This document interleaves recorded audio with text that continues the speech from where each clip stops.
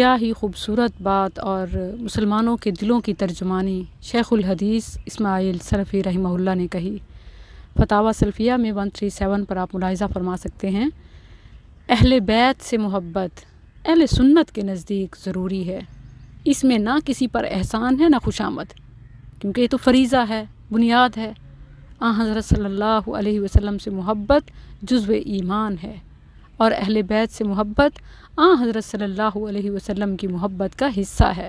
اہل بیت ہمارے ہاں حضرات شیعہ کی طرح کوئی مخصوص اجارہ نہیں، بلکہ تمام بنو ہاشم کو شامل ہے۔ آل عباس، آل علی، آل حارث، ازواج مطہرات رضوان اللہ علیہن، اسامہ بن زید وغیرہ سب اہل بیت ہیں۔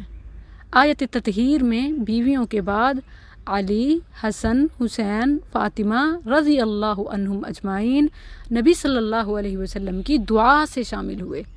ان کے مقام کو سمجھنا، احترام کرنا، ان کی بدگوئی سے بچنا ہر مسلمان کا فرض ہے۔ یہ محبت کسی کا اجارہ نہیں، اور نہ ہی اس کے عوض ہم شیعہ حضرات سے صلح کی بھیک مانگنا چاہتے ہیں۔ شیعہ صلح کریں یا نہ کریں، اور اس صلح پسندی کا کوئی نتیجہ مرتب ہو نہ ہو، اہل بیت سے محبت ہر حال میں ضروری ہے۔